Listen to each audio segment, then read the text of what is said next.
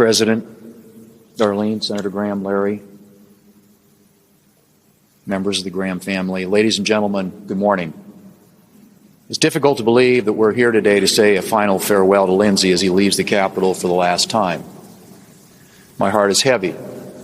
I feel his absence every day, and I know so many of my colleagues do as well. Senators on both sides of the aisle counted him as a friend.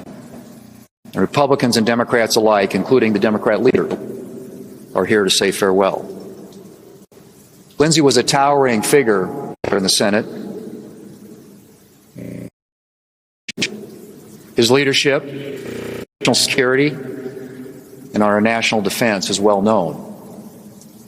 I traveled with Lindsey all over the world as part of congressional delegations, and I saw firsthand just how much he was respected by our allies and just how well he was able to connect with foreign leaders around the globe. Striking, too, was the instant connection he had with the military men and women that we met. They recognized him immediately as one of their own. Lindsey's work on these issues would be enough to cement his place as a leader in the Senate. But he was a leader on many other issues, too. As chairman of the Senate Judiciary Committee in the 116th Congress, he fought tirelessly to advance well-qualified judges. He was serving as chair of the Budget Committee at the time of his death and was responsible for getting important tax relief legislation to the floor. And no tribute to Lindsey's work is complete without mentioning that he was a powerful voice for the pro-life movement. Until my last breath, I will be fighting for this cause, he said. And he was. He was a fierce defender of Ukraine. He was a fierce defender of the unborn. And on the surface, these might seem like two completely separate issues. But it strikes me that in another way, they are both of a piece. In both cases, Lindsey Graham saw injustice, and he spoke up. And, was as typical of Lindsey, he spoke up fearlessly. I don't apologize for being pro-life, he said in an interview in 2022, and probably on a number of other occasions. It didn't matter to Lindsey whether an issue was popular or unpopular, whether he had the full support of his colleagues or whether he was standing alone. If he believed he was in the right, he spoke up. He told things the way he saw them, and he didn't mince words. But lest anyone think it was all work and no levity with Lindsey, let me just say that there was no one who took his job more seriously than Lindsey Graham. But also no one was more capable of cracking up a room. During the work week here in Washington, a lot of us are away from our families, so we often get together in groups for dinner.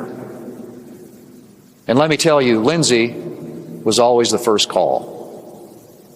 The conversation and the laughs always flowed at any meal where Lindsey Graham was present. He was entertaining always,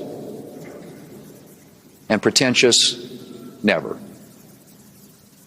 There are a lot of so-called self-made people in the world, he once said. I'm not one of them. My family, friends, neighbors, and my faith picked me up when I was down, believed in me when I had doubts. You made me the man I am today, he said. Ladies and gentlemen, Lindsey will be remembered as a senator and as a statesman. But for me, most of all, I will remember him as my friend. It's hard to think that there will be no more Senate dinners with Lindsey, that he won't be dropping by my office to discuss some piece of legislation or make me laugh with his witty commentary. But I cling to the same faith that Lindsey had, to the sure and certain hope of the resurrection and the knowledge that death is not the end. I am the resurrection and the life, says the Lord. The one who believes in me will live, even though they die. And whoever lives by believing in me will never die. To Darlene and the Graham family, to Lindsay's beloved staff members, be assured of the prayers of my wife Kimberly and I, and the prayers of so many in this room. And to Lindsay, rest in peace, my friend.